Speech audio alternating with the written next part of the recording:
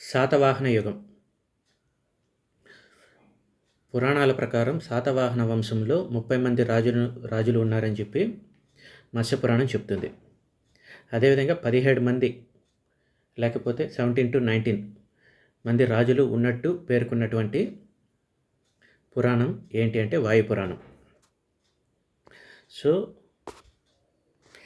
శాతవాహనులను గురించి లేకపోతే ఆంధ్రజాతి గురించి ఆంధ్రులను గురించి ప్రస్తావించినటువంటి పురాణాలు ఏంటంటే మత్స్యపురాణం, వాయుపురాణం, విష్ణు పురాణం, భాగవత పురాణాలు. మత్స్య, వాయు, విష్ణు, భాగవత పురాణాలు ఆంధ్రుల గురించి శాతవాహనుల గురించి పేర్కొన్నాయి. సో మత్స్యపురాణం 30 మంది రాజుల గురించి చెప్తే వాయుపురాణం 17 నుంచి 19 మంది రాజుల గురించి చెప్పింది. సో ప్రామాణికంగా దేన్ని తీసుకుంటాము అంటే శాతవాహనుల చరిత్రకు సంబంధించి ప్రామాణిక గ్రంథం ఏంటి అంటే పురాణం ఏంటి అంటే మత్స్యపురాణం అని చెప్పి చెప్పుకుంటాం. సో ఆంధ్రుల గురించి తొలిసారిగా ప్రస్తావించింది వచ్చి ఐత్రేయ బ్రాహ్మణం. సో ఐత్రేయ బ్రాహ్మణంలో సునశ్శేపుని యొక్క కథ, సునశ్శేపుని కథలో ఆంధ్రుల ప్రస్తావన ఉంటుంది. సో ఐత్రేయ బ్రాహ్మణంలోని సునశ్శేపుని కథ ఏంటి అంటే హరిశ్చంద్రుడికి వరుణదేవుడి యొక్క వరం చేత ఒక పుత్రుడు లభిస్తాడు.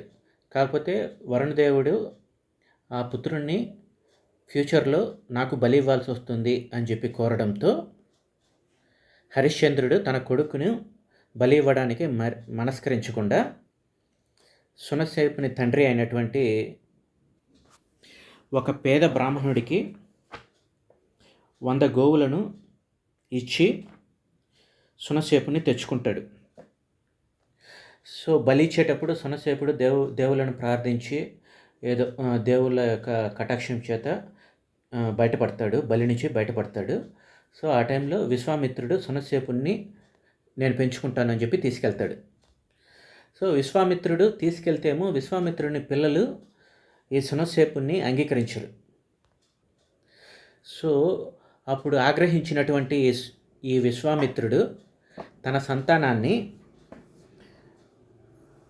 తన ఆర్యభూముల నుంచి బహిష్కరించి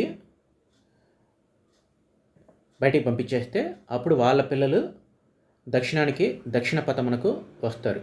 ఈ దక్షిణ పథంలో వాళ్ళు ఎలా సెటిల్ అవుతారంటే అంటే విశ్వామిత్రుడి పిల్లలు ఈ ఆంధ్రులు, పులిందలు, మూతిబలు, సబరులు, మూతిబ, పులింద, ఆంధ్ర ఈ జాతులుగా దక్షిణ పథానికి వచ్చి సెటిల్ అవుతారు. సో ఆంధ్ర శబ్దము మొదటిగా ఎక్కడ ప్రస్తావించబడింది అన్నప్పుడు ఐత్రేయ బ్రాహ్మణంలో సునశ్శేపుని కథలో వర్ణించబడింది అని చెప్పి చెప్పుకోవాలి. సో ఆంధ్రులు ఎవరు అంటే విశ్వామిత్రుని సంతతి వారు అని చెప్పి సమాధానం ఇవ్వాలి. ఇప్పుడు బిట్కి మళ్ళీ వస్తే మత్స్యపురాణం 30 మంది రాజులను పేర్కొనింది, వాయుపురాణం 17 నుండి 19 మంది రాజులను పేర్కొనింది. సో మత్స్యపురాణం 30 మంది రాజులను పేర్కొంటూ శాతవాహన రాజుల యొక్క పరిపాలనా కాలము 450 సంవత్సరాలు అని చెప్పి చెప్పారు. సో 2nd century BCE నుంచి బిఫోర్ కామన్ ఎరా నుంచి 300 కామన్ ఎరా CE వరకు AD వరకు ఉంటుంది. సో ఇందులో మొదటి పాల్గొనైనటువంటి శ్రీముఖుడి యొక్క పరిపాలనా కాలం వచ్చి క్రీస్తుపూర్వం 271 నుంచి ఉంటుంది. సో ఎండింగ్ వచ్చి 30వ రాజు అయినటువంటి 3వ పులమావి యొక్క పరిపాలనా కాలము క్రీస్తు శకం 174 వరకు ఉంటుంది. సో రఫ్గా క్రీస్తు పూర్వం 270 సంవత్సరం నుంచి క్రీస్తు శకం 175 సంవత్సరాల వరకు. సో రౌండ్ ఫిగర్గా 450 సంవత్సరాలు యాజ్ పర్ మత్స్యపురాణం. సో ఎంతమంది రాజులు మత్స్యపురాణం ప్రకారం 30 మంది రాజులు, వాయుపురాణం 17 నుంచి 19 రాజులు అని చెప్పి పేర్కొనింది. అప్రతిహత చక్ర ఈ బిరుదు ఎవరికి ఉంది అంటే మొదటి శాతకర్ణికి ఉంది. సో మొదటి శాతకర్ణికి అప్రతిహత చక్ర దక్షిణాపథపతి అనే బిరుదు ఉంది. సో దక్షిణాపథపతి కాకుండా దక్షిణాపతేశ్వరుడు అని ఇంకో బిరుదు కూడా ఉంది. అది ఎవరికి ఉంది? దక్షిణాపతేశ్వరుడు అనే బిరుదు ఎవరికి ఉంది? 2వ పులోమావి. ఈయన్నే వాసిష్ఠిపుత్ర పులోమావి అంటారు. అంటే గౌతమిపుత్ర శాతకర్ణి యొక్క కొడుకు. గౌతమిపుత్ర యొక్క శాతకర్ణి యొక్క కొడుకు అయినటువంటి 2వ పులోమావి. సో గౌతమిపుత్ర శాతకర్ణి మరియు వాసిష్ఠి వీళ్ళిద్దరి సంతానమైనటువంటి రెండవ పులోమావైకి దక్షిణ పతేశ్వరుడు అనే బిరుదు ఉంది. సో దక్షిణ పతేశ్వరుడికి దక్షిణ పతపతికి డిఫరెన్సెస్ గుర్తుపెట్టుకోవాలి. దక్షిణ పతపతి వచ్చి ఫస్ట్ శాతకర్ణి. సో దక్షిణ పతపతితో పాటు అప్రతిహత చక్ర అనే బిరుదు కూడా ఉంది మొదటి శాతకర్ణికి. సో ఈయన వైఫ్ పేరు వచ్చి దేవి నాగానిక. సో ఈ దేవి నాగానిక నానాఘట్ శాసనాన్ని వేయించింది. ఈ నానాఘట్ శాసనంలో అశ్వమేధ యాగం గురించి పేర్కొనబడింది. సో శాతవాహన రాజులు వైదిక ధర్మాన్ని అవలంబించినట్టుగా తెలుస్తుంది. సో ఈ నానాఘట్ శాసనంలో దేవి నాగానిక వేయించినటువంటి ఈ శాసనంలో ఎన్ని అశ్వమేధ యాగాల గురించి ప్రస్తావించబడింది అంటే రెండు సార్లు మొదటి శాతకర్ణి అశ్వమేధ యాగాన్ని చేసినట్టు చెప్పుకోవచ్చు. ఇక మొదటి శాతకర్ణి యొక్క బిరుదులు: ఏకవీర, అప్రతిహత చక్రవర్తి, ఏకశూర, ఏకవీర, ఏకశూర, అప్రతిహత చక్రవర్తి, అస్మకాధీసుడు, దక్షిణ పదపతి.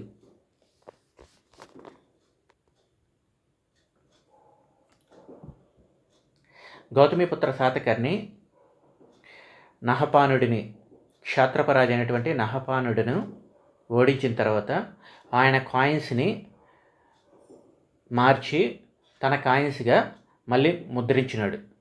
సో పునర్ముద్రిత నాణాలు వేయించిన రాజు ఎవరు అంటే గౌతమిపుత్ర శాతకర్ణి అంటారు. సో వీటిని రీస్ట్రక్డ్ కాయిన్స్ అంటాం. ఈ రీస్ట్రక్డ్ కాయిన్స్ ఎక్కడ దొరికినాయి అంటే జోగల్తంబి అంటాం. జోగల్తంబి నాసిక్, మహారాష్ట్ర దగ్గర ఉంటాయి. ఈ జోగల్తంబి కాయిన్స్లో రీస్ట్రక్డ్ కాయిన్స్ పునర్ముద్రిత నాణ్యాలు అని చెప్పుకున్నాం కదా. సో కొత్తగా ఏ గుర్తులు కొత్తగా యాడ్ చేశారు అంటే ఉజ్జయిని పట్టణ సింబల్ని చైత్యము ఉజ్జయిని నగరాన్ని రిప్రజెంట్ చేసేటటువంటి ఒక సింబల్ని ముద్రిస్తారు. ఇక రిమూవ్ చేసిన గుర్తులు ఏంటి అంటే రిమూవ్ చేసిన గుర్తుల్లో ఈయనటువంటి నహపానుడి యొక్క బాణం గుర్తుని, పిడుగులు, నహపానుడి యొక్క క్షత్రప రాజు అయినటువంటి నహపానుడి యొక్క గుర్తులైనటువంటి పిడుగు గుర్తుని, బాణం గుర్తుని రిమూవ్ చేసేసి ఈ గౌతమిపుత్ర శాతకర్ణి ఈ శాతవాహనాలను రిప్రజెంట్ చేసేలాగా ఉజ్జయిని నగరం మీద వాళ్ళ యొక్క విజయాల్ని గుర్తు చేసేలాగా ఉజ్జయిని పట్టణ సింబల్ని, చైత్యాన్ని ముద్రించాడు. అదేవిధంగా ఇందాక మనం మత్స్యపురాణం గురించి డిస్కస్ చేస్తూ వచ్చాం కదా. సో ఈ మత్స్యపురాణంలో మనం ఇంకో ఇంపార్టెంట్ బిట్ ఏంటి అంటే మత్స్యపురాణం ఎవరి కాలంలో సంకలనం చేయబడింది అంటే యజ్ఞశ్రీ శాతకర్ణి కాలంలో. ఈ యజ్ఞశ్రీ శాతకర్ణి శాతవాహనులు మత్స్యపురాణం ప్రకారం 30 మంది రాజులు ఉన్నారు. ఈ 30 మంది లిస్టులో యజ్ఞశ్రీ శాతకర్ణి అనే ఆయన చివరి గొప్ప రాజు. ఈయన నెంబర్ వచ్చి 27. 27వ రాజు అయినటువంటి యజ్ఞశ్రీ శాతకర్ణి కాలంలో మత్స్యపురాణం సంకలనం చేయబడింది. ఈ మత్స్యపురాణం ప్రకారము 30 మంది రాజులు 450 సంవత్సరాల పాటు అంటే క్రీస్తు పూర్వం 271వ సంవత్సరం నుండి క్రీస్తు శకం 174వ సంవత్సరం వరకు అంటే సుమారుగా 445 సంవత్సరాలు, రౌండ్ ఫిగర్గా 450 సంవత్సరాలు క్రీస్తు పూర్వం నుంచి క్రీస్తు శకం నుంచి అంటే క్రీస్తు పూర్వం 2.5వ సంవత్సరం నుంచి క్రీస్తు శకం 2.5వ సంవత్సరం వరకు, శతాబ్దం వరకు. శ్రేణి లేక శ్రేణులు అంటే ఎవరు అంటే వ్యాపారస్తుల్ని, విదేశీ వాణిజ్యం చేసే వాళ్ళని శ్రేణులు అంటే ఒక్కొక్క వాణిజ్యముకి ఒక్కొక్క శ్రేణి పేరు ఉంటుంది. సో వాణిజ్యం చేసే వాళ్ళని శ్రేణులు అంటాము. ఈ శ్రేణులకు స్వంత న్యాయాధికారాలు ఉండేటివి. అదేవిధంగా వీరు బ్యాంకింగ్ జాబ్ని కూడా చేసేవారు. అంటే డబ్బులు తీసుకుని దాన్ని వడ్డీకి తిప్పి ఆ బ్యాంకింగ్ వ్యాపారాన్ని కూడా చేసేవాళ్ళు.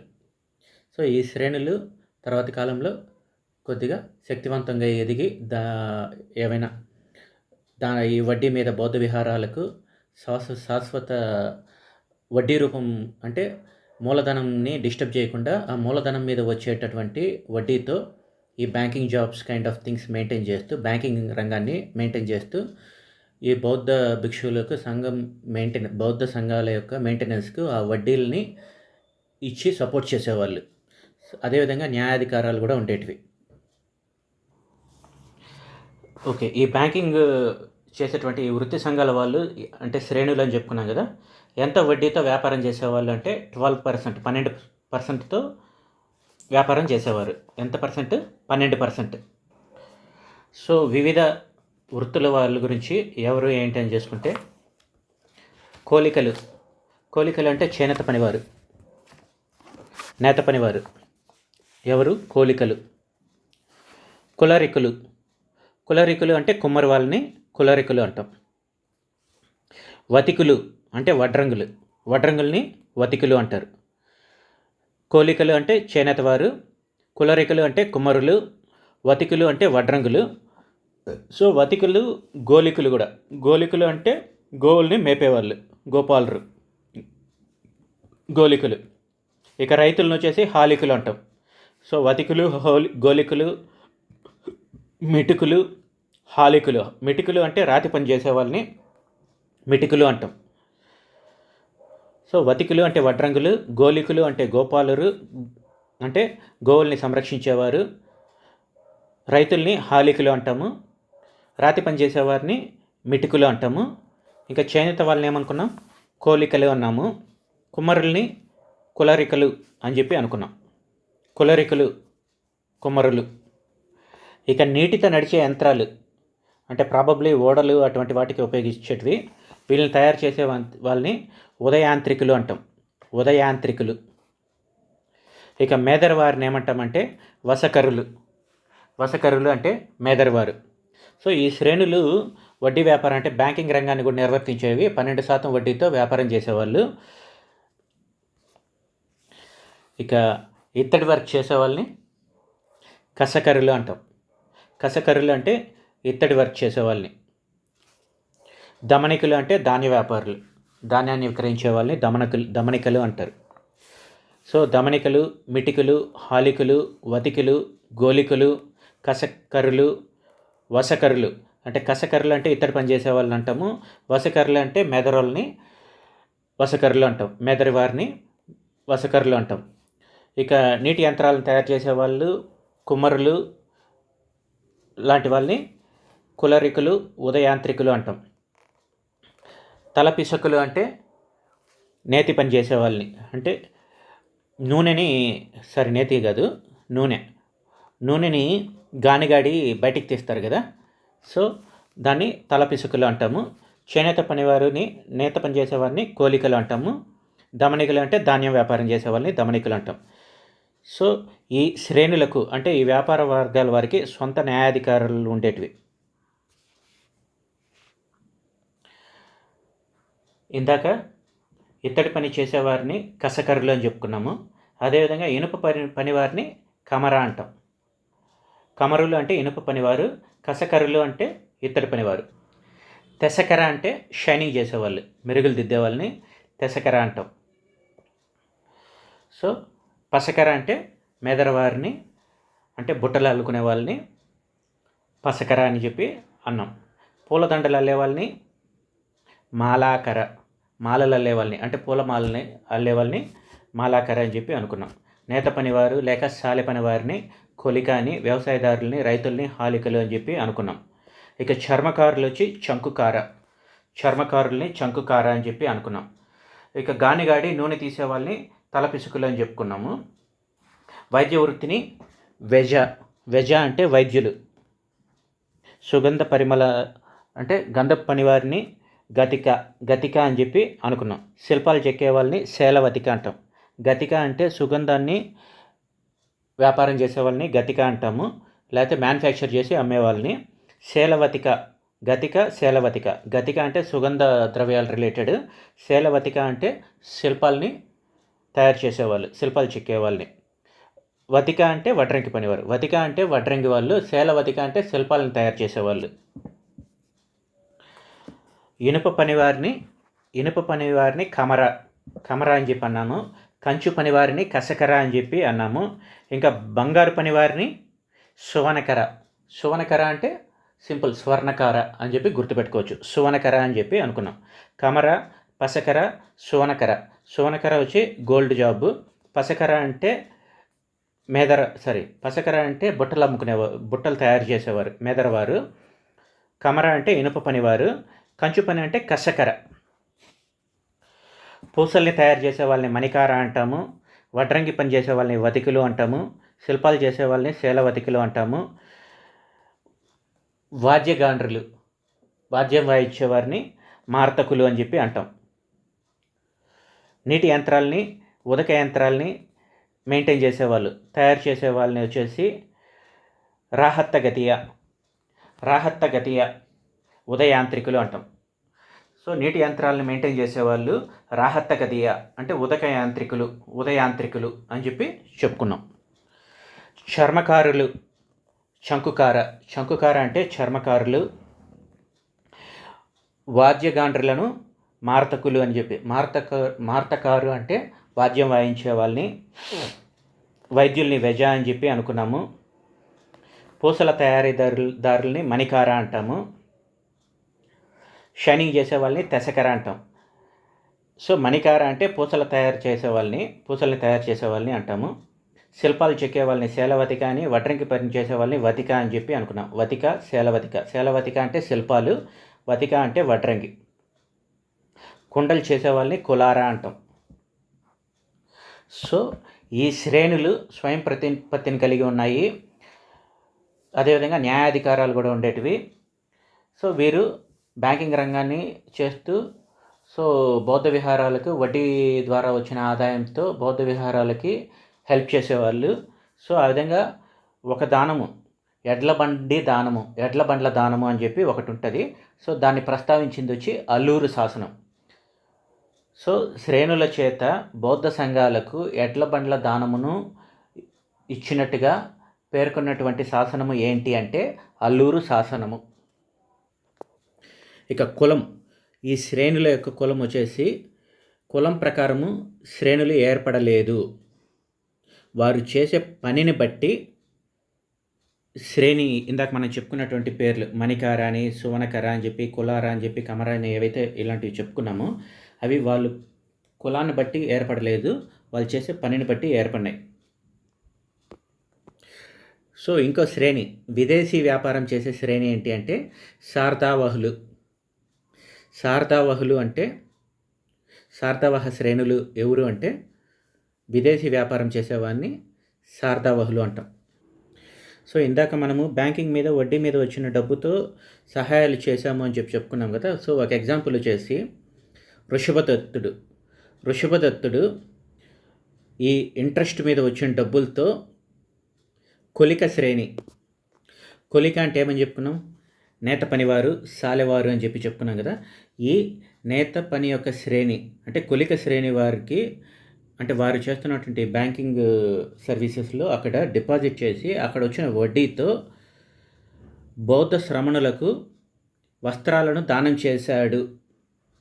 సో బౌద్ధ శ్రమణులకు వస్త్రదానమును కొలిక శ్రేణి వారి దగ్గర డిపాజిట్ చేసినటువంటి అమౌంట్ మీద వచ్చిన ఇంట్రెస్ట్తో ఇచ్చాడు, వృషభదత్తుడు ఇచ్చాడు అని చెప్పినటువంటి శాసనము ఏంటి అంటే నాసిక్ శిలాశాసనము.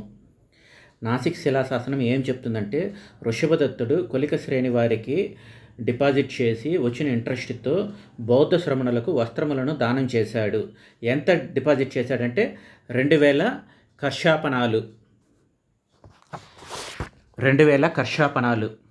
సో కర్షాపణం అంటే వెండి నాణాన్ని కర్షాపణం అంటాం. ఇక బంగారు నాణాన్ని ఏమంటాము, సువర్ణం. అంటే కాకతీయుల కాలం నాటి పేర్లు. సో కాకతీయుల కాలంలో బంగారు నాణాన్ని సువర్ణం అంటాము, వెండి నాణాన్ని కర్షాపణం అంటాము. ఒక బంగారు నాణం అంటే ఒక సువర్ణంకి 35 వెండి నాణాలు, ఒక బంగారు నాణానికి 35 వెండి నాణాలు, అంటే ఒక సువర్ణమునకు 35 కర్షాపణాలు అని చెప్పి ఇదే శాసనం ఏది, ఈ వృషభదత్తుడు వేయించినటువంటి నాసిక్ శాసనం చెప్తుంది. సో నాసిక్ శాసనం అంటే ఏదైతే ఇప్పుడు వృషభదత్తుడు వేయించాడు అని చెప్పుకున్నామో అదేవిధంగా అదే నాసిక్లో గౌతమి బాలశ్రీ అంటే గౌతమిపుత్ర శాతకర్ణి వాళ్ళ యొక్క మదర్ వేయించినటువంటి నాసిక్ శాసనం కూడా అక్కడే ఉంటుంది, నాసిక్లోనే ఉంటుంది. సో కన్ఫ్యూజ్ అవ్వద్దు. నాసిక్ శాసనం ఎవరు వేయించారంటే సో ఆ క్వశ్చన్ని బట్టి ఆన్సర్ చేయాలి. సో ఈ పర్టికులర్ కేసులో వృషభదత్తుడు వేయించినటువంటి నాసిక్ శాసనంలో ఈ నేత పని శ్రేణి అంటే సాలెవారి యొక్క శ్రేణి అయినటువంటి కొలిక శ్రేణి వారి దగ్గర 2000 వెండి నాణాలు అంటే 2000 కషాపణాలని డిపాజిట్ చేసి దాని మీద వస్తున్నటువంటి డబ్బులతో అంటే వడ్డీ డబ్బులతో ఈ బౌద్ధ శ్రమణులకు వస్త్రాలను దానంగా ఇచ్చాడు అని చెప్పింది ఏది? వృషభదత్తుని నాసిక్ శాసనము. సో ఇదే నాసిక్ శాసనంలో 12% యొక్క వడ్డీ గురించి కూడా పేర్కొనింది.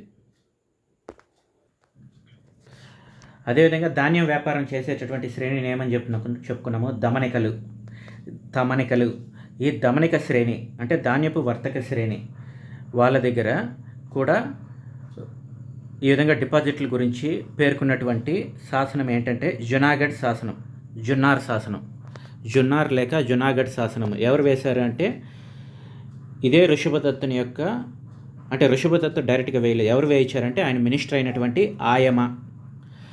ఆయమ ఋషభదత్తుని మంత్రి అయినటువంటి ఆయమ తన జున్నార్ శాసనం లేక జునాగఢ్ శాసనంలో దమనిక శ్రేణి వారి వద్ద డిపాజిట్ చేసినట్లుగా కొద్దిగా అమౌంట్ని డిపాజిట్ చేసినట్టుగా చెప్పబడింది. ఏంటి? ఋషభదత్తుని యొక్క మినిస్టర్ అయినటువంటి ఆయమ చెప్పాడు. ఆయమ వేసినటువంటి జున్నార్ లేక జునాగఢ్ శాసనం.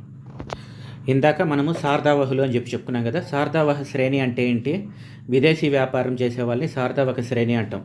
సో విదేశీ వ్యాపారం ఎలా చేసేవారు? అప్పట్లో నౌకల్లో చేశారు. ఈ నౌకా వ్యాపారం గురించి పేర్కొనింది ఎవరంటే టాలమీ తన జాగ్రఫీ అనే గ్రంథంలో, ఇంకా ప్లీనీ తన నేచురల్ హిస్టరీ అనే గ్రంథంలో, ఇంకా ది పెరిప్లేస్ ఆఫ్ ఎరిత్రియన్ సీ అనే ఒక గ్రంథం ఉంది. దాన్ని ఎవరు రాశారో తెలీదు. ది పెరిప్లేస్ ఆఫ్ ఎరిత్రియన్ సీ అనేటటువంటి ఒక పేరు తెలియనటువంటి రచయిత గ్రంథంలో కానీ, ప్లీనీ రాసినటువంటి నేచురల్ హిస్టరీలో కానీ, టాలమీ రాసినటువంటి జాగ్రఫీలో కానీ నౌకా వ్యాపారం గురించి చేసింది. అంటే నౌకా వ్యాపారం అంటే విదేశీ వ్యాపారం అంటే విదేశీ వ్యాపారం చేసే శ్రేణులు ఏమంటామంటే శార్దావహ శ్రేణి అని చెప్పి అంటాం. సో శ్రేణులు అనేది కులం బట్టి ఫామ్ కాలేదు.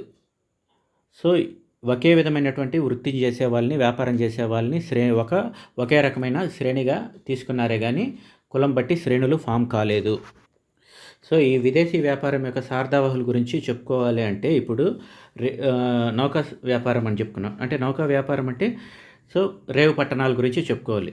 సో రేవు పట్టణాలు అంటే మేజర్గా గుజరాత్లో ఉన్నటువంటి బ్రోచ్ అంటే అప్పటి పేరు వచ్చి బర్కచ్చా అంటాం. బర్కచ్చా లేక బరుగజ, గుజరాత్లో ఉన్నటువంటి బర్కచ్చా లేక బరుగజ లేక ప్రజెంట్ నేమ్ వచ్చి బ్రోచ్. ఇక్కడ ఇది మన శాతవాహనుల కాలం నాటి మెయిన్ ప్రధాన ఓడరేవు. అదేవిధంగా మొట్టమొదటి ఓడరేవు. ఇంకా మిగతా ఫేమస్ ఏంటి అంటే కళ్యాణి ఓడరేవు, సెమిల్లా ఓడరేవు. సెమిల్లా, కళ్యాణి ఓడరేవు కూడా మహారాష్ట్రలోనే ఉన్నాయి. సో ఇదే కాకుండా సోపారా అనే ఇంకో రేవు పట్టణం కూడా ఉంది. సో ఈ కళ్యాణి, సెమిల్లా, సోపారా అనే రేవు పట్టణాలు మహారాష్ట్రకి చెందినటివి.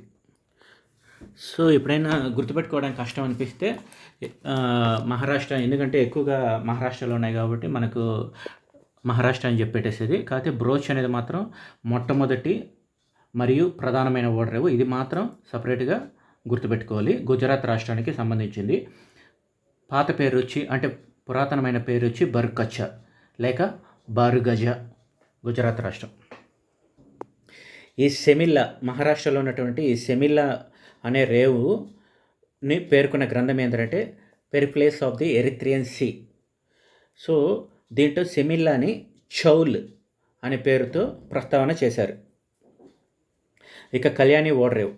ఈ కళ్యాణి ఓడరేవులో ఎప్పుడైతే ఈ పశ్చిమాన శకరాజులు ఎవరైతే ఆక్రమణలు మొదలుపెట్టారో అప్పుడు ఈ బ్రోచ్ అని గుజరాత్లో ఉన్నటువంటి బర్కచ్చా మీద ఆధిపత్యాన్ని కోల్పోయి కళ్యాణికి మూవ్ అయినారు. అంటే మహారాష్ట్ర, గుజరాత్ నుంచి మహారాష్ట్రకు వచ్చి అప్పటి నుంచి కళ్యాణి ఫేమస్ ఓడరేవ్ అయిందని. ఇక రేవు రేవు పట్టణాలు కాకుండా నార్మల్ ట్రేడింగ్ సెంటర్స్ వర్తక కేంద్రాలు ఏంటి అంటే నాసిక్, జున్నార్, పైఠాన్, అంటే మహారాష్ట్రనే ఇక్కడ కూడా. అంటే మేజర్గా శాతవాహనులు తెలుగునాడు ఎంత ఆంధ్రప్రదేశ్లో ఎంత ఫేమస్, మహారాష్ట్రలో కూడా అంతే ఫేమస్. సో ప్రధాన ఓడరేవులు కానీ వర్తక కేంద్రాలు కానీ మహారాష్ట్రలో ఎక్కువగా ఉన్నాయి. సో పైఠాన్, నాసిక్, జున్నార్. ఇక కులరికులు అంటే కమ్మరి వృత్తి చేసేవారిని, అంటే పాటర్స్. ఇందాక మనం చెప్పుకున్నాం శ్రేణుల గురించి చెప్పుకున్నప్పుడు. సో ఓడ గుర్తు కలిగినటువంటి నాణాలని ఎవరు వేయించారు అంటే మెయిన్గా మనం గుర్తుపెట్టుకోవాల్సిందే యజ్ఞశ్రీ శాతకర్ణి. యజ్ఞశ్రీ శాతకర్ణి పేరు ఆప్షన్స్లో ఉందంటే యజ్ఞశ్రీ శాతకర్ణి పేరు పెట్టేస్తాం. ఇక యజ్ఞశ్రీ శాతకర్ణి కాకుండా ఇంకా వేరే రాజు పేరు ఏమన్నా అంటే యజ్ఞశ్రీ శాతకర్ణి పేరు ఆప్షన్స్లో లేకపోతే అప్పుడు వాసిష్ఠిపుత్ర పులోమావి పేరు పెడతాం. వాసిష్ఠిపుత్ర పులోమావి అంటే గౌతమిపుత్ర శాతకర్ణి వాళ్ళ యొక్క కొడుకు. సో ఈ గౌతమిపుత్ర శాతకర్ణి యొక్క కొడుకైనటువంటి వాసిష్ఠిపుత్ర పులోమావి, ఈయనే రెండవ పులోమావి అని కూడా అంటాము. ఇతను కూడా ఓడ గుర్తు కలిగిన నాణాలని వేయించారు. సో మోస్ట్ ఫేమస్గా ఎవరంటే యజ్ఞశ్రీ శాతకర్ణి ఓడ నాణాలకి చాలా ఫేమస్. సో మొత్తం ఎంతమంది రాజులు ఓడ గుర్తుతో నాణాలని ముద్రించారు అంటే 2 రాజులు. సో ఒకరు వచ్చి యజ్ఞశ్రీ శాతకర్ణి. ఈ యజ్ఞశ్రీ శాతకర్ణి 27వ రాజు, అంటే గొప్ప రాజుల్లో చివరివాడు. ఇక ఈయనతో పాటు రెండవ రాజు ఎవరంటే వాసిష్ఠిపుత్ర పులోమావి. సో వాసిష్ఠిపుత్ర పులోమావి వచ్చి 24వ రాజు. సో ఎలా గుర్తుపెట్టుకోవాలంటే కొంతమందిని మనం బట్టి పట్టాలి. గౌతమిపుత్ర శాతకర్ణి అన్నప్పుడు 23వ రాజు అని చెప్పి బట్టి పట్టేయాలి. దీంట్లో మనము షార్ట్ కట్ ఏం లేదు. ఇంకా గౌతమిపుత్ర శాతకర్ణి తర్వాత కొడుకు కాబట్టి 24 అని చెప్పి గుర్తుపెట్టుకోవాలి. ఇంకా ఫేమస్ రాజులు ఎవరు అంటే సిముకుడు అంటే ఫస్ట్ రాజు వస్తాము. ఇక 3వ రాజు వచ్చి మొదటి శాతకర్ణి. సో ఇంకా హాలుడు, కవివత్సలుడిగా పేరు పొందినటువంటి హాలుడు 17వ రాజు. ఇక చివరి రాజు అంటే చివరి రాజు అంటే ఆటోమేటిక్గా 30వ రాజు మత్స్యపురాణం ప్రకారం 3వ పులోమావి. అంటే గొప్ప వాళ్ళల్లో చివరి వాడు అంటే 27వ రాజు యజ్ఞశ్రీ శాతకర్ణి. సో మొదటి శాతకర్ణిని 3వ రాజుగా చెప్పుకున్నాము. అదేవిధంగా రెండవ శాతకర్ణి వచ్చి 6వ రాజు. మొదటి శాతకర్ణి ఏమో 3వ రాజు. ఈ మొదటి శాతకర్ణినే శ్రీ శాతకర్ణి అని కానీ మల్లకరి అని కానీ అంటాం. సో మల్లకరి, శ్రీ శాతకర్ణి అంటే మొదటి శాతకర్ణి, ఈయన 3వ రాజు. 6వ రాజు అయినటువంటి 2వ శాతకర్ణి. ఇక గుర్తుపెట్టుకోవాల్సింది 23వ రాజు వచ్చి గౌతమిపుత్ర శాతకర్ణి, 24వ రాజు వచ్చి ఆయన కొడుకు 2వ పులోమావి అంటే వాసిష్ఠిపుత్ర పులోమావి. లాస్ట్ రాజు వచ్చి పులోమావి, 3వ పులోమావి. చివరి గొప్ప రాజు వచ్చి యజ్ఞశ్రీ శాతకర్ణి, 27వ ఆయన. ఇక 3వ పులోమావి గుర్తుపెట్టుకున్నాం, 2వ పులోమావి గుర్తుపెట్టుకున్నాం. ఇంకా ఫస్ట్ పులోమావిని గుర్తుపెట్టుకుంటే 15వ నెంబరు. అంటే ఫస్ట్ పులోమావి వచ్చి 15th, 2వ పులోమావి వచ్చి 24, థర్డ్ పులోమావి వచ్చి 30. 15, 24, 30. మొదటి పులోమావి, 2వ పులోమావి, 3వ పులోమావి. 2వ పులోమావికి వాసిష్ఠిపుత్ర పులోమావి అని చెప్పి పేరు కూడా ఉంది. సో ఇంకా మిగతా పేర్లు తర్వాత గుర్తుపెట్టుకుందాం. అపీలకుడు అంటే 8వ ఆయన. ఓకే, అంటే కొన్ని మాత్రం మనము బట్టి పట్టాల్సింది. ఆ తర్వాత వాళ్ళ కొడుకులు అంటే నెంబర్లు గుర్తుపెట్టుకోవాలి. మహామాతృలు అంటే మౌర్య సాంప్రదాయాలనే వారి సామంతులైనటువంటి శాతవాహన రాజులు కూడా మోస్ట్లీ కంటిన్యూ చేశారు. సో మహామాతృలు మౌర్య అశోకుడి కాలంలో కూడా ఉన్నారు. అదేవిధంగా అదే ట్రెడిషన్ శాతవాహన కాలంలో కూడా ఉన్నాయి. కాకపోతే అడిషనల్ జాబ్స్ ఏమి ఇచ్చారు అంటే ధర్మ ప్రచారం మాత్రమే కాకుండా అడిషనల్ జాబ్స్ ఏమి ఇచ్చినారు అనేది క్వశ్చన్. అంటే ఏ విధంగా డిఫరెంట్, మౌర్య కాలానికి చెందినటువంటి దమ్మ మహామాతృలకు శాతవాహన కాలానికి చెందినటువంటి దమ్మ మహామాతృలకు ఏంటి డిఫరెన్స్ అన్నప్పుడు, శాతవాహన కాలంలో దమ్మ మహామాతృలకు పరిపాలనా బాధ్యతలు కూడా ఉన్నాయి. ఆహారాలు అంటే జిల్లాలు అంటే రాజ్యాన్ని ఆహారాలకు విభజించున్నారు కదా. సో వాటి యొక్క పరిపాలనా బాధ్యతలు కూడా ఈ దమ్మ మహామాతృలకు శాతవాహన కాలంలో ఇవ్వబడ్డాయి. మౌర్యుల కాలంలో ఎటువంటి పరిపాలనా బాధ్యతలు లేవు.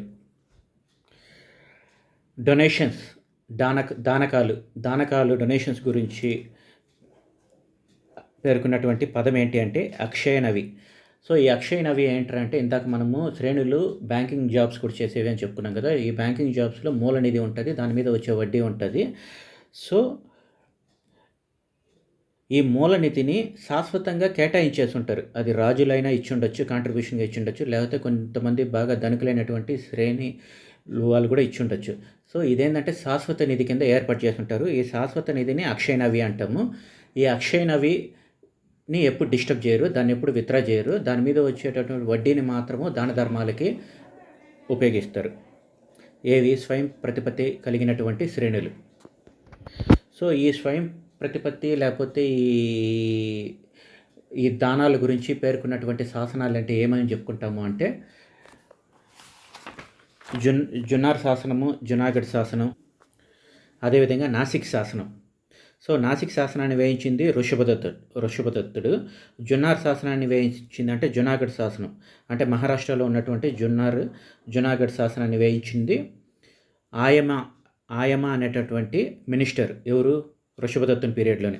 సో ఋషభదత్తుడికి రిలేటెడ్గా నాసిక్ శాసనము, జునాగఢ్ శాసనం ఉన్నాయి.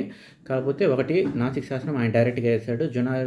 జునార్ శాసనము లేక జునాగఢ్ శాసనము మహారాష్ట్రకి మాత్రము ఆయన మినిస్టర్ అయినటువంటి ఆయమ వేశాడు. ఆయమ వేసినటువంటి జునాగఢ్ శాసనం వచ్చేసి ధాన్యపు వర్తక శ్రేణి, అంటే దమనిక శ్రేణికి రిలేటెడ్.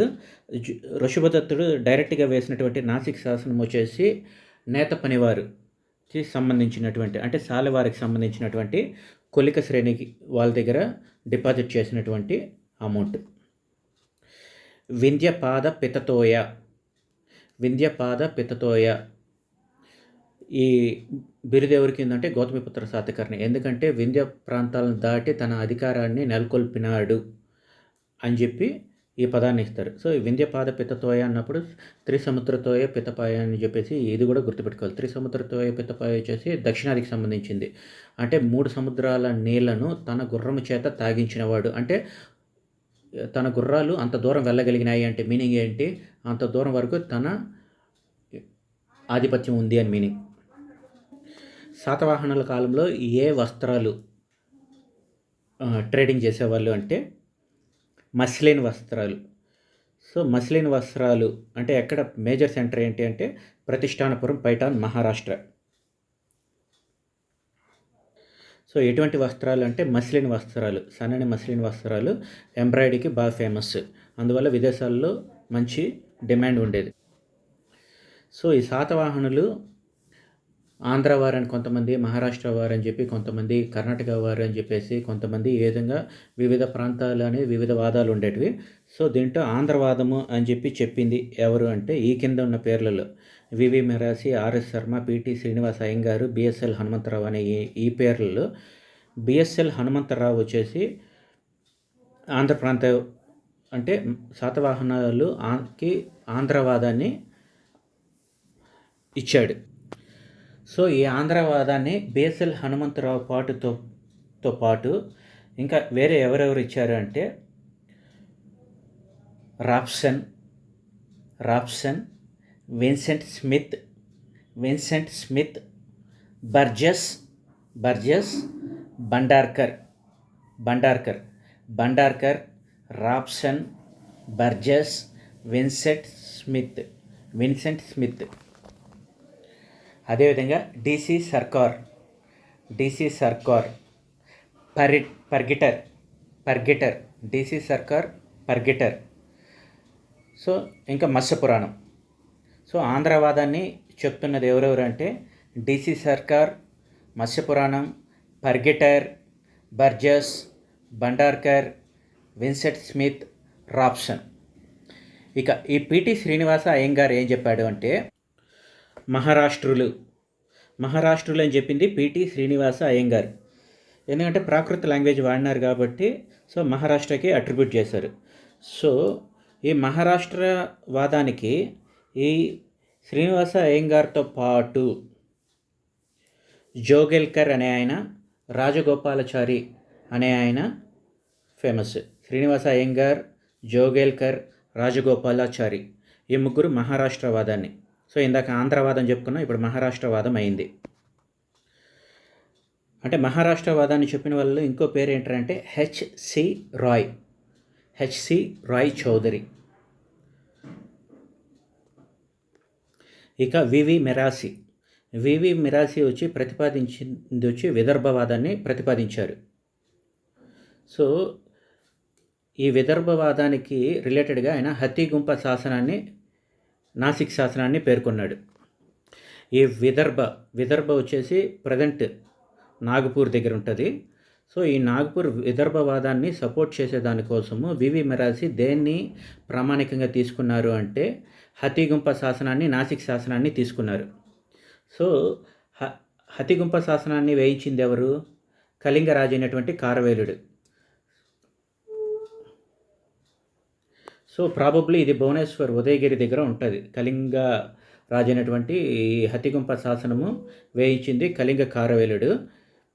అదేవిధంగా నాసిక్ శాసనాన్ని కూడా ఎగ్జాంపుల్గా తీసుకున్నాడు. ఈ రెండు శాసనాల ప్రకారము విదర్భవాదాన్ని ప్రవేశపెట్టింది వివి మిరాసి. సో ఆంధ్రవాదం చదువుకున్నాం, మహారాష్ట్రవాదం చదువుకున్నాం, విదర్భవాదం చదువుకున్నాము. ఇక మిగిలింది కన్నడవాదం. సో కన్నడవాదం అంటే అసలు ఆంధ్రులు కానే కాదు, కన్నడ వాళ్ళు అని చెప్పి గట్టిగా చెప్పింది సుక్తాంకర్. సో ఈ సుక్తాంకర్ ఈ కన్నడవాదాన్ని చెప్పేటప్పుడు ప్రామాణికంగా దేన్ని తీసుకున్నారు అంటే హేర హడగల్లి శాసనాన్ని, మేకధోని శాసనాన్ని అనుకున్నారు. ఈ హేర హడగల్లి, మేకధోని శాసనాలు బళ్ళారిలో ఉంటాయి. సో ఈ మేకధోని శాసనాన్ని వేయించింది ఎవరు? చిట్ట చివరి రాజైనటువంటి 3వ పులమావి వేయించింది మేకధోని శాసనం, చిట్ట చివరి రాజు.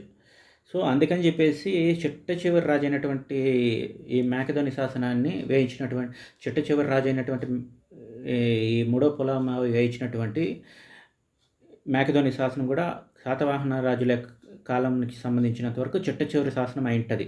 సో అందువల్ల చిట్ట చివరి శాసనాన్ని ఎలా బేస్గా తీసుకుని మీరు ఏదైనా ఒక వాదాన్ని ప్రతిపాదిస్తారని చెప్పేసి కన్నడ వాదాన్ని రిజెక్ట్ చేస్తారు చాలామంది. సో కన్నడ వాదాన్ని ప్రతిపాదించింది సుక్తాంకర్. సో ఈ కర్ణాటక వాదానికి ఆధారాలుగా మేకధోని శాసనాన్ని, హేరహడగల్లి శాసనాన్ని తీసుకున్నారు. సో ఈ మేకధోని శాసనాన్ని వేసింది 3వ పులోమావి. ఇక హేరహడగల్లి శాసనం వేసింది పల్లవ రాజు అయినటువంటి శివస్కందవర్మ వేయించారు. పల్లవరాజు అయినటువంటి శివస్కందవర్మ వేయించినటువంటి హేరహడగల్లి శాసనాన్ని కన్నడవాదానికి బలంగా ఈ సుక్తాంకర్ తీసుకున్నాడు.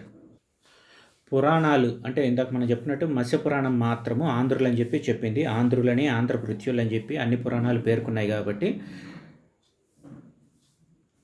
సో బేసిక్గా శాతవాహనుల కాలం దగ్గర ఏమన్నా వాదన జరిగితే అది ఆంధ్రవాదం మధ్య కానీ, మహారాష్ట్ర వాదన మధ్య కానీ జరుగుతుంది. సో ఈ వాదానికి సంబంధించినటువంటి క్వశ్చన్స్ క్యాపిటల్ సిటీకి సంబంధించి టైంలో టఫ్గా ఉంటుంది. సో అది ధాన్యకటకము క్యాపిటలా, లేకపోతే ప్రతిష్టానపురం అంటే పైఠాన్ క్యాపిటలా? ధాన్యకటకం అంటే అమరావతి. సో క్యాపిటల్ రిలేటెడ్ టైంలో మాత్రము బిట్ కొద్దిగా టఫ్గా ఉంటుంది. సో ఆ క్వశ్చన్ని బట్టి ఆ టైంలో డిసైడ్ చేసుకునేవాళ్ళు. సో మహారాష్ట్రవాదము ఆంధ్రవాదానికి బలమైన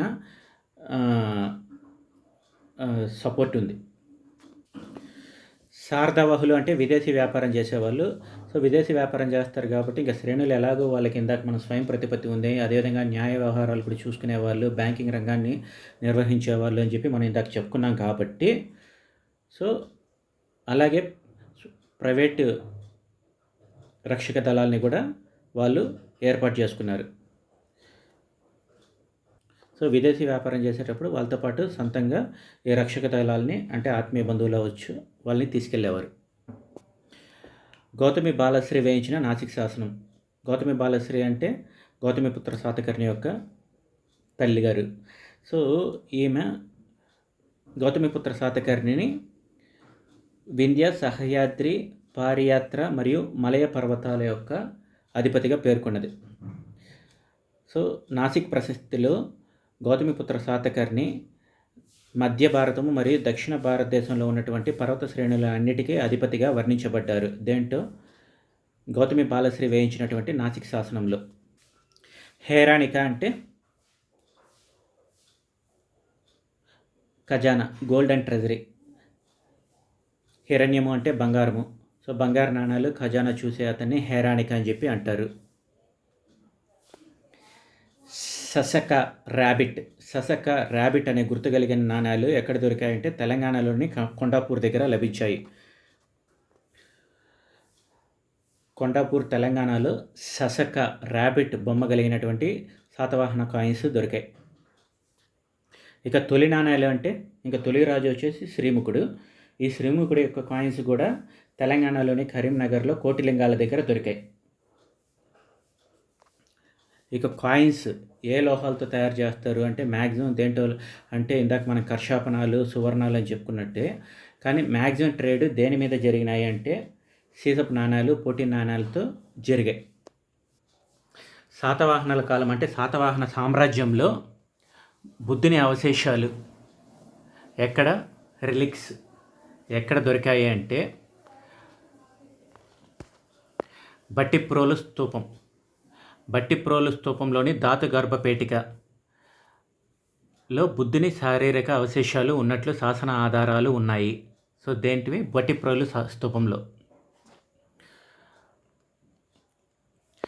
ధాతు గర్భ అవశేషాలు అంటే మీనింగ్ ఏంటంటే బుద్ధుని యొక్క ఫిజికల్ బాడీ అంటే నిజమైనటువంటి బుద్ధుడి యొక్క శరీర భాగాలు ఏదో ఒకటి అక్కడ ఖననం చేస్తుంటారు. స్కందవారము అంటే తాత్కాలిక సైనిక శిబిరం. దండయాత్రలు చేసినప్పుడు ఆ సో అక్కడ ఒక క్యాంప్ లాగా ఏర్పరచుకుంటారు, దాన్ని స్కందవారము అంటాము. తాత్కాలిక అక్కడి నుంచే రాజ్య వ్యవహారాలు నడిపేవారు కాబట్టి తాత్కాలిక రాజధాని కూడా అదే అవుతుంది. స్కందవారము అన్నట్టు మీనింగ్ ఏంటంటే సైనిక శిబిరాలు లేక తాత్కాలిక రాజధాని అని చెప్పి చెప్తారు. వర్ణ సాంకర్యమును నిరోధించిన వారు ఎవరు అంటే గౌతమిపుత్ర శాతకర్ణి. ఆయనకి ఆ పేరు ఎందుకు వచ్చిందంటే విదేశీ దండయాత్రల వల్ల సో క్యాస్ట్ సిస్టమ్ అనేది కొద్దిగా డిస్టర్బ్ అయి ఉంటుంది. అంటే వివిధ కులాలలో ఇంటర్ క్యాస్ట్లలో కలయికలు ఎక్కువగా ఉంటాయి కాబట్టి సో ఈ విదేశీ దాడుల ఈ ప్రభావాన్ని తగ్గించి వర్ణ సాంకర్యాన్ని నిరోధించింది ఎవరు అంటే గౌతమిపుత్ర శాతకర్ణి. శ్రేణి అధ్యక్షుడిని ఏమంటారు? శ్రేణి అంటే ఈ వ్యాపార వర్గాలు ఉంటాయి కదా, ఈ వ్యాపార వర్గాలు ఈ శ్రేణి యొక్క అధ్యక్షుడిని ఏమంటామంటే శ్రేష్ఠి లేక జట్టక. శ్రేష్ఠి, సేత్తి ప్రొనౌన్సియేషన్ క్వశ్చన్ పేపర్లో ఎలా వస్తుందో అన్నీ ఒకసారి గుర్తుపెట్టుకోండి. శ్రేష్ఠి, సేట్టి, జట్టక, జట్టుక. సో ఇవన్నీ ఏంటంటే ఆ పర్టికులర్ యొక్క శ్రేణి యొక్క ఆ గ్రూప్ యొక్క అధ్యక్షుడిని శ్రేష్ఠి లేక జట్టక అని చెప్పి పిలుస్తారు. సో చివరి శాతవాహన రాజుల కాలంలో సామంతుల తిరుగుబాటు ఎక్కువైంది. సో పశ్చిమ తీరాల్లో అబీరులు తిరుగుబాటు చేశారు. తూర్పున వచ్చేసి బృహత్పలాయనులు, ఇక్ష్వాకులు తిరుగుబాటు చేశారు. సో శాతవాహన అనంతర యుగంలో పశ్చిమాన ఎవరు రాజ్యానికి వచ్చారు అంటే అబీరులు రాజ్యానికి వచ్చారు అంటారు. అంటే పశ్చిమ భాగం అంటే మహారాష్ట్ర. సో క్యాపిటల్ వచ్చి నాసిక్ నుంచి ఈ అబీరులు స్వాతంత్రం ప్రకటించుకున్నారు. ఇక తూర్పున ఇక్ష్వాకులు, వీళ్ళని శ్రీపర్వతీయులు అని కూడా అంటారు. అదేవిధంగా బృహత్పలాయనీయులు. సో శాతవాహనాల యొక్క పతనంకి కారణం ఏంటి అంటే సామంతులు తిరుగుబాటు మరియు వారి స్వాతంత్రం ప్రకటించుకోవడం అని చెప్పి చెప్పుకోవచ్చు. సో ఈ క్వశ్చన్కి పెట్టు అబీరులు ఎక్కడ స్వతంత్రులు అయినారంటే పశ్చిమ రాజ్యంలో అంటే మహారాష్ట్రలో. ఇంకా తూర్పున అంటే ఆంధ్రప్రదేశ్లో శ్రీపర్వతీయము అంటే మన నాగార్జునకొండ, విజయవాడ ఇవంతా కోస్తా ఆంధ్ర వస్తుంది. అక్కడ వచ్చి ఇక్ష్వాకులు. 9 మరియు 10 అజంతా గుహల్లోని 9 మరియు 10వ గుహ దేనికి ఫేమస్ అంటే శిల్పాలు మరియు చిత్రలేఖనానికి. ఎస్పెషల్లీ 10వ గుహలో గజశ్వేతవాహన అంటే 6 దంతాలు కలిగినటువంటి ఒక ఏనుగు రిలేటెడ్ బొమ్మ ఒకటి ఉంటుంది. సో అది దేంటో 10వ నెంబర్ గుహలు. సో ఈ 9 మరియు 10 గుహలు ఈ అజంతాలో ఉన్నటువంటి 9 మరియు 10 గుహలు శాతవాహనుల కాలానికి సంబంధించినవి. ఈ 9 మరియు 10 గుహల్లో ఏంటి ఫేమస్ అంటే చిత్రలేఖనము మరియు శిల్పాలు. సో ఇక్కడ ఈ గుహలలో ఈ రాజుల యొక్క శిలాప్రతిమలు ఉంటాయి. ఈ రాణుల యొక్క శిలాప్రతిమలు ఉంటాయి. అదేవిధంగా చిత్రలేఖనం కూడా ఫేమస్, పెయింటింగ్స్ కూడా ఫేమస్. సో అదేవిధంగా ఈ 10వ గుహలో అజంతాలోని 10వ గుహలో శ్వేత జాతక చక్రం శ్వేత జాతక చక్రం కూడా బాగా ఫేమస్. ఇక చిత్రకళ వచ్చేసి ఇందాక మనం చెప్పుకున్నట్టు 9 మరియు 10. సో ఓవరాల్ 8, 9, 10, 12, 13, 8, 9, 10, 12, 13 అంటే మధ్యలో 11 లేదు. 8, 9, 10, 12, 13 11 లేదు. సో 8, 9, 10, 12, 13 ఈ అజంతా గుహలలో చిత్రకళ బాగా ఫేమస్ అయింది.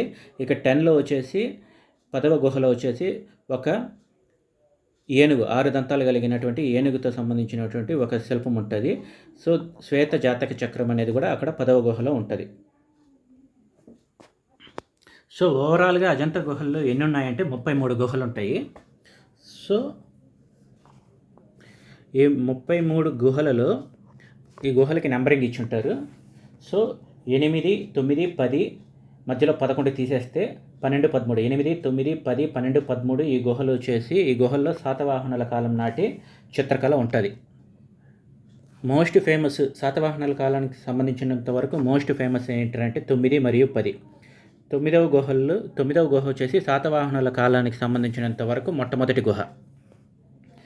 సో ఇందాక మనం చెప్తున్నాం కదా శిల్పకళ కూడా బాగా ఫేమస్ అని. ఈ 9వ గుహలో రాణుల బొమ్మలు, రాజుల బొమ్మలు ఉంటాయి. సో ఈ నల్ల రాణులకు ఈ 9వ గుహ చాలా ఫేమస్ అజంతా. 10వ గుహలో శ్వేతగజ జాతక కథ అని చెప్పుకున్నాం కదా, దాంట్లో ఉన్నటువంటి సిద్ధాంత జాతక చిత్రం బాగా ఫేమస్. అది 10th గుహలో ఉంటుంది.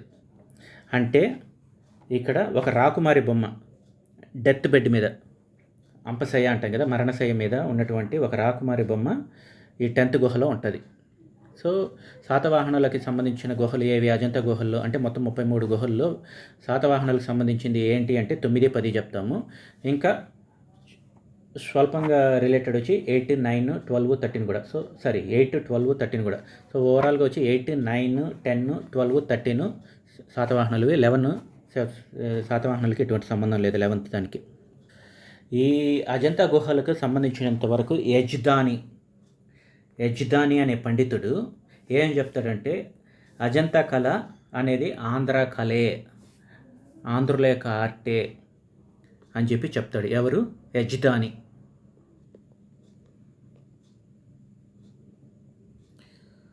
ప్రపంచ ప్రసిద్ధి చెందిన చిత్రలేఖనాలు, పెయింటింగ్స్ అజంతా గుహల్లో ఉన్నాయి 9 మరియు 10లో. ఓకే. సో వస్త్ర వ్యాపారం ఈ శ్రేణిని ఏమన్నాము? కొలికలు అని చెప్పి అన్నాం. కొలికలు అంటే చేనేత పనివారు, సాలెవారు. సో ఏ బట్టలు బాగా ఫేమస్ అంటే పట్టు వస్త్రాలు, మస్లిన్ వస్త్రాలు అని చెప్పి చెప్పుకున్నాము. సో విదేశీ వ్యాపారము ఈ మస్లిన్ వస్త్రాల మీద ఎక్కువగా జరిగేది. వింధ్యశక్తి అని ఎవరిని అంటారంటే ఆబ్వియస్లీ గౌతమిపుత్ర శాతకర్ణి. మహాకాంతారక అనే పదము మీనింగ్ ఏంటి అంటే శాతవాహనుల కాలంలో శాతవాహన రాజ్యాల్లో ఉన్నటువంటి దత్తమైన అటవీ ప్రాంతాలను మహాకాంతారక అంటాము. ఇక్కడ ఉన్నటువంటి అటవీ సంపద అన్నిటి వచ్చేసి మహాకాంతారకకు రిలేటెడ్. ఈ మహాకాంతారక అనే పదాలు మన ఉత్తరాంధ్ర సైడు అప్పటి కాలంలో శాతవాహన కాలంలో ఉండేటివి. శాతవాహనుల కాలంలో భూమిని ఎలా కొలిచే అంటే ప్రమాణం ఏంటి అంటే నివర్తనము అంటాం. నివర్తనము అంటే భూమిని కొలిచే ప్రమాణాన్ని నివర్తనము అంటాం. శాతవాహనుల తర్వాత ఆంధ్ర ప్రాంతాన్ని పరిపాలించింది ఇక్ష్వాకులు. సో నాగార్జునకొండ రాజధానిగా అంటే విజయపురి, శ్రీపర్వతీయులు అని చెప్పుకున్నాం ఇక్ష్వాకులను. అదేవిధంగా పశ్చిమ ప్రాంతం అంటే మహారాష్ట్ర, నాసిక్ ప్రాంతాన్ని పరిపాలించింది వచ్చేసి అబీరులు. శార్దావాహులు అంటే విదేశీ వ్యాపారం చేసే వాళ్ళని శార్దావాహులు అంటాము. వీరు తన సొంతంగా వారి భద్రత కోసం సొంత దళాన్ని ఏర్పాటు చేసుకునేవాళ్ళు. సో బిడారుల రూపంలో, క్యారవాన్స్ రూపంలో దూర ప్రాంతాలకు వెళ్ళి వ్యాపారం చేసి శార్దావాహులు అంటాం. సో శాతవాహనుల కాలంలో తెల్లపు పల్నాటి పాలరాయిని ఎక్కువగా యూజ్ చేసేవారు. ఈ పల్నాటి పాలరాయిని అమరావతి శిల్పాలకు ఎక్కువగా ఉపయోగించారు, పల్నాటి ప్రాంతానికి సంబంధించినటివి. కవివత్సలుడైనటువంటి హాలుడు యొక్క భార్య పేరు లీలావతి. లీలావతి వచ్చి సింహలం అంటే శ్రీలంకకు సంబంధించిన ఆమె.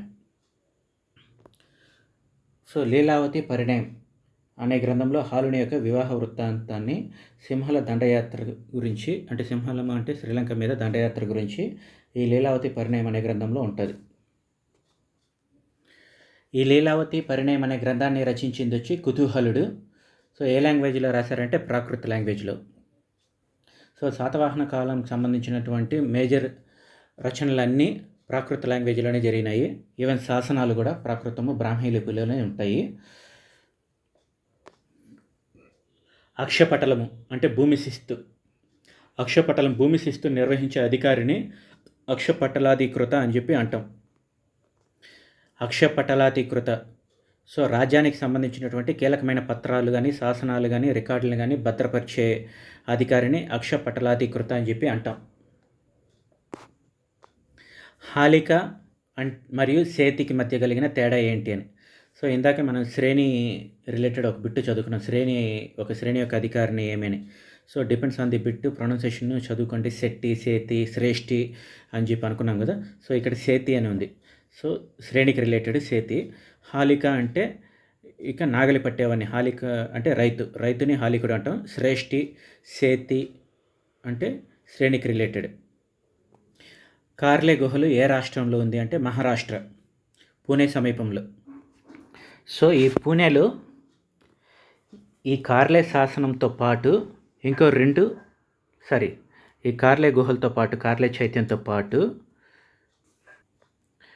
ఇంకో 2 గుహాలయాలు ఫేమస్. అవి ఏంటివంటే బేడ్సా, బజా, బేడ్సా, కార్లే, ఈ 3 గుహాలయాలు పూణేలో ఉన్నాయి. ఇక నాసిక్ దగ్గర వచ్చేసి పాండవలేని గుహలు ఫేమస్. ముంబై దగ్గర కన్హేరి గుహలు ఫేమస్. సో ముంబై కన్హేరి గుహలు, నాసిక్ పాండవలేని గుహలు, పూణేలో 3 గుహలు ఫేమస్. అంటే నానాగఢ్తో కలిపి 4. పూణేలో కార్లే శాసనము, బజ శాసనము, బేడ్సా శాసనము, నానాగఢ్ శాసనము, ఈ 4 శాసనాలు ఫేమస్. ఎక్కడ? పూణేలో. దమ్మ మహామాతృలు శాతవాహన కాలంలోనే దమ్మ మహాత్రులు అంటే అశోకుడి కాలంలో కూడా దమ్మ మహామాతృలు ఉండేవాళ్ళు. వీరి బాధ్యత అశోకుని కాలంలోని దమ్మ మహామాతృల బాధ్యత ఏంటంటే బౌద్ధ ధర్మాన్ని ప్రచారం చేయడం. సో ఇదే సాంప్రదాయాన్ని మౌర్యుల సామంతులైనటువంటి శాతవాహన రాజులు కూడా కంటిన్యూ చేశారు. సో ఈ శాతవాహనుల దమ్మ మహామాతృలు ఎవరి కాలంలో నియమించబడ్డారు అంటే కన్హుడు లేక కృష్ణుడు. ఈ కన్హుడు లేక కృష్ణుడు వచ్చి శాతవాహనుల యొక్క వంశంలో 2వ రాజు. ఈ 2వ రాజు అయినటువంటి కన్హుడు లేక కృష్ణుడి కాలంలో దమ్మ మహామాతృలు నియమించబడ్డారు. వీళ్ళకి పరిపాలనా అధికారాలు కూడా ఇవ్వబడ్డాయి ధర్మ ప్రచారంతో పాటు. కానీ అశోకుని యొక్క మహామాతృలకు పరిపాలనా అధికారాలు ఇవ్వబడలేదు. వాళ్ళు కేవలం ధర్మాన్ని ప్రచారం చేయడం మాత్రమే అశోకుని ధర్మ మహామాతృలు ఉండేవాళ్ళు. దమ్మ అంటాము. ఇక్కడ శాతవాహన కాలంలో వస్తే దమ్మ మహామాతృలు ధర్మాన్ని ప్రచారం చేయడంతో పాటు పరిపాలనను కూడా కొనసాగించారు. పన్ను మినహాయింపులతో, ట్యాక్స్ ఎగ్జంప్షన్తో, పన్ను మినహాయింపుతో భూములను బౌద్ధులకు దానం చేసినట్లు పేర్కొన్నటువంటి శాసనం ఏంది అంటే నానాఘాట్ శాసనం. సో నానాఘాట్ శాసనాన్ని వేయించింది ఎవరు? దేవి నాగానిక. సో దేవి నాగానిక బౌద్ధులకు ఈ నానాఘాట్ శాసనాన్ని ఇస్తూ ట్యాక్స్ పన్ను మినహాయింపుని ఇవ్వడాన్ని బట్టి ఏం చెప్తున్నాము అంటే శాతవాహనుల కాలంలో స్త్రీలకు ప్రత్యేక అధికారాలు ఉండేటివి. స్త్రీలు ఉన్నతమైనటువంటి గౌరవాన్ని పొందారు అని చెప్పి కూడా చెప్పుకోవచ్చు. దక్షిణాపతేశ్వరుడు అని 2వ పులోమావిని అంటాం. 2వ పులోమావి అంటే గౌతమిపుత్ర శాతకర్ణి యొక్క కొడుకు. అంటే తల్లిగారి పేరు వాసిష్ఠి. సో వాసిష్ఠి పుత్ర పులోమావి అని చెప్పి కూడా పిలుస్తారు. సో వాసిష్ఠి పుత్ర పులోమావి లేక 2వ పులోమావిని దక్షిణాపతేశ్వరుడు అంటాము. దక్షిణాపతేశ్వరుడు అంటే 2వ పులోమావి లేక వాసిష్ఠి పుత్ర పులోమావి. ఇంకా ఇంకో దక్షిణ పదపతి అని ఇంకోటి ఉంది కదా, అది వచ్చేసి first Satakarni. So first Satakarni వచ్చి శాతవాహన రాజుల్లో 3వ రాజు. దక్షిణ పతేశ్వరుడు అన్నటువంటి వాసిష్ఠి పుత్ర పులోమావి వచ్చి 24వ రాజు. అంటే 23వ రాజు అయినటువంటి గౌతమిపుత్ర శాతకర్ణి యొక్క కొడుకు. సో ఇక్కడ ఆప్షన్స్లో మొదటి శాతకర్ణి అని కూడా ఇచ్చారు. సో ఎందుకు? దక్షిణ పతేశ్వరుడికి దక్షిణ పతపతికి ఈ 2 బిరుదుల మధ్య కన్ఫ్యూజ్ అవుతామని చెప్పి. కారుక అనే ట్యాక్స్ వృత్తి పనివారు అంటే ఆర్టిస్టుల మీద, ఆర్టిషియన్స్ మీద, వృత్తి పనివారి మీద కారుక అని చెప్పి కళాకారుల మీద వేశారు. గాంధిక శ్రేణి లేక గంధిక శ్రేణి. సో ఈ సుగంధ ద్రవ్యాలు లేక అత్తరుల వ్యాపారం చేసే వాళ్ళని గాంధిక శ్రేణి లేక గంధిక శ్రేణి అని చెప్పి అంటారు. సో ఇక్కడ ఆప్షన్స్ ఏమేమి ఉన్నాయి? నూనె గింజలు, నేత వస్త్రాలు, ఇనుప పనిముట్లు అని చెప్పి కూడా ఉన్నాయి. ఈ నూనె గింజలు అంటే గానెగాడి నూనె గింజల నుంచి నూనె తీసేవాళ్ళని తల పిసకులు అంటాం. తల పిసకులు. ఇక నేత వస్త్రాలు చేనేత పనివారిని సాలెవారిని కొలిక శ్రేణి అంటాం. కొలిక. ఇక మిగిలింది ఇనుప పనిముట్లు అని అడిగారు. ఇనుప పనిముట్లు అంటే కమర శ్రేణి. భారతదేశంలోని తొలిసారిగా వేయబడినటువంటి సంస్కృత శాసనం వచ్చి రుద్రదాముడు వేయించినటువంటి జునాగఢ్ శాసనము లేక జున్నార్ శాసనం. రుద్రదాముడి జునాగఢ్ శాసనము భారతదేశంలోనే మొట్టమొదటిసారిగా వేయబడినటువంటి సంస్కృత శాసనం. ఇక్కడ జునాగఢ్ లేక జున్నార్ శాసనం అంటే గుజరాత్ రిలేటెడ్వి మనం చదువుకున్నప్పుడు ఇందాక మనము శ్రేణులకు రిలేటెడ్ ఆయమ అని చెప్పి ఒక ఆయన వేసినటువంటి ఒక శాసనం గురించి చెప్పుకున్నాము. అంటే ఈ ఆయమ అనే ఆయన ఋషభదత్తుని యొక్క మంత్రి. సో ఈ ఋషభదత్తుడికి రుద్రమదాముడికి కన్ఫ్యూజ్ అవ్వకూడదు. రుద్రమదాముడు వేయించినటువంటి జునాగఢ్ శాసనము లేక జున్నార్ శాసనము భారతదేశంలోనే మొట్టమొదటి సంస్కృత శాసనం. గౌల్మిక లేక గుల్మిక. గుల్మికలు అంటే ఎవరు అంటే గ్రామ పరిపాలనను చూసేవారు. ఎస్పెషల్లీ బోర్డర్ విలేజెస్, పక్క రాజ్యం యొక్క బోర్డర్ విలేజెస్ని ఈ గౌల్మికలు లేక గుల్మికలు సంరక్షిస్తూ ఉంటారు. సో వీరి కంట్రోల్లో 9 ఏనుగులు, 9 రథాలు, 25 గుర్రాలు, 45 కాల్బలం వచ్చి వీళ్ళ కంట్రోల్లో ఉంటాయి. 9 ఏనుగులు, 9 రథాలు, 25 గుర్రాలు, 45 కాల్బలం. సో ఈ సైనిక దళాన్ని, ఈ కాల్బలము, 9 ఏనుగులు, 9 రథాలు, 25 గుర్రాలు అని ఏవైతే చెప్పుకున్నామో ఈ సైనిక బలాన్ని మనం గుల్మా అని చెప్పి అంటాం. సో ఈ గుల్మా హెడ్ వచ్చి గుల్మిక లేక గౌల్మిక. ప్రతిష్టానపురం, పైఠాన్, మహారాష్ట్ర. ఇది ఎక్కడ ఉండేది అంటే గోదావరి నది ఒడ్డున ఉండేది. సో ఇక్కడ తొలి రాజధాని ప్రతిష్టానపురం అంటారు. సో ఈ మహారాష్ట్ర వాదాన్ని బట్టి, ఆంధ్ర వాదాన్ని బట్టి ఆన్సర్ డిఫర్ అవుతూ ఉంటుంది. సో ఆప్షన్స్ బట్టి అప్పుడు ఇచ్చుకోవాలి. ధాన్యకటకమా అంటే అమరావతి, ప్రతిష్టానపురమ, పైఠానా అనేది. సో శాతవాహనుల కాలంలో ఉపయోగించినటువంటి నాణ్యాలు వచ్చి పొట్టి నాణ్యాలు, కర్షాపనాలు అంటే వెండి నాణ్యాలు, సువర్ణాలు అంటే బంగారు నాణ్యాలు. కానీ ఎక్కువగా వాడింది వచ్చి పొట్టి నాణ్యాలే. ఈ పొట్టి నాణ్యాలు అంటే దేని యొక్క మిశ్రమం అంటే రాగి, సీసము, టిన్. రాగి, సీసము, టిన్. దీంతోపాటు జింక్. రాగి, సీసము, టిన్, జింక్ యొక్క మిశ్రమమైనటువంటి పొట్టి నాణ్యాలను ఎక్కువగా శాతవాహనంలో ఉపయోగించారు. వీటితో పాటు సువర్ణములు అని పిలువబడే బంగారు నాణ్యాలను, కర్షాపనాలు అని పిలువబడే వెండి నాణ్యాలని కూడా వాడారు. క్షహరాట వంశ నిరవశేషకర అని ఎవరిని అంటారంటే గౌతమిపుత్ర శాతకర్ణిని అంటారు. సో ఈ బిరుదు ఎందుకు వచ్చిందంటే క్షహరాట వంశస్థుడైన నహపానుడిని ఓడించినందువల్ల క్షహరాట వంశ నిరవశేషకుడు అని చెప్పేసి బిరుదు వచ్చింది. శ్రేణి ధర్మము, గిల్డ్ లాస్. ఇందాక మనం చెప్పుకున్నట్టు వాళ్ళకి స్వయం ప్రతిపత్తి ఉండేది. సో సొంత నిర్ణయాలు తీసుకునేవారు, దానాలు అవి ఇవి చేసేవారు. న్యాయ వ్యవహారాల్లో కూడా వీళ్ళకి అధికారాలు ఉండేటివి. గౌతమిపుత్ర శాతకర్ణి కలిగినటువంటి ఒక బిరుదు ఆగమ నిలయం.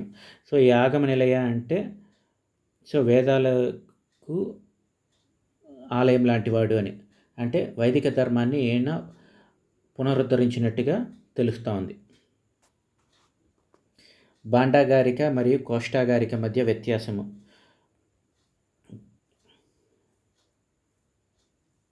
బాండాగారిక అంటే ఖజానాధికారి, కోష్టాగారిక అంటే ధాన్యపు గిడ్డంగుల అధికారి. కోష్టము అని చెప్పి ఆ పదం మనము వాడుతూ ఉంటాం.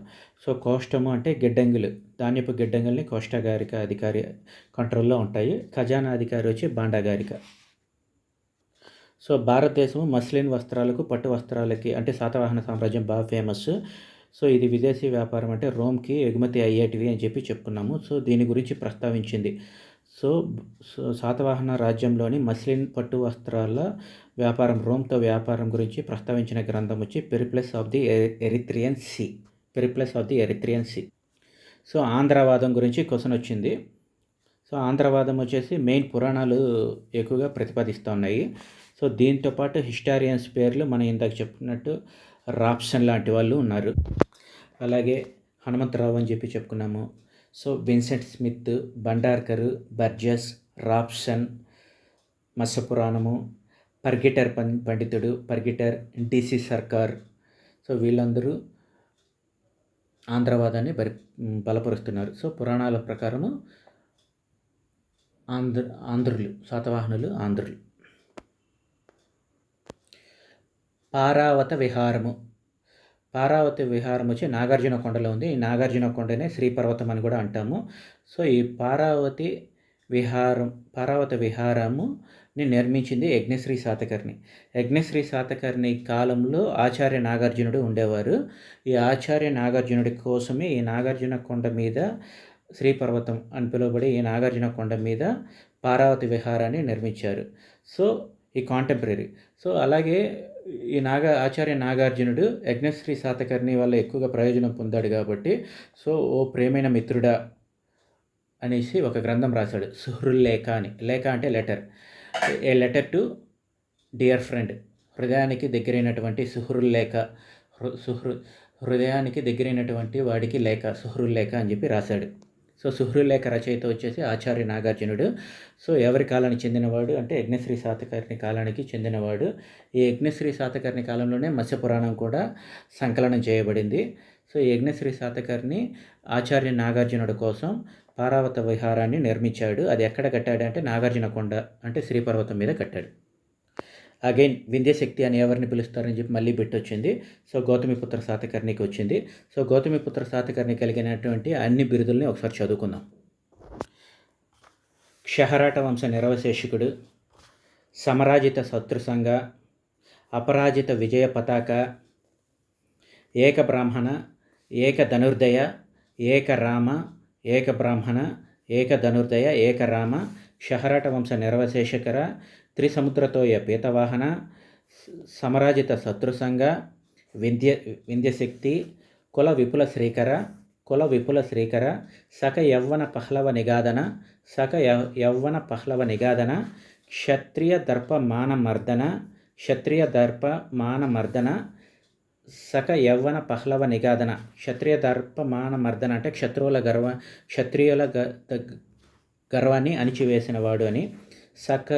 సక యవ్వన పహ్లవ నిగాదన అంటే సకులను, యవ్వనులను, పహ్లవులను జయించినవాడు అని. సో ఏక బ్రాహ్మణ, ఏక రామ, ఏక ధనుర్దయ అంటే క్షత్రియులను జయించి బ్రాహ్మణులను మళ్ళీ ఎంకరేజ్ చేశాడు అని చెప్పి. అదేవిధంగా శాతవాహన కుల యశ ప్రతిష్టాపన అనేసి ఇంకో బిరుదు ఉంది. ఆగమనలయ అంటే వైదిక ధర్మాన్ని పునరుద్ధరించినందువల్ల ఆగమనలయ అని చెప్పేసి ఇంకో బిరుదు. వర్ణ సాంకర్య నిరోధ, సమరాజిత శత్రుసంగ, ద్విజావర కుటుంబ వివర్ధన, అపరాజిత విజయ పతాక, ధర్మోపజిత కర వినియోగ, రాజనో రాజ అనేసి బిరుదులు గౌతమిపుత్ర శాతకర్ణికి ఉన్నాయి. బౌద్ధులకు పన్నులు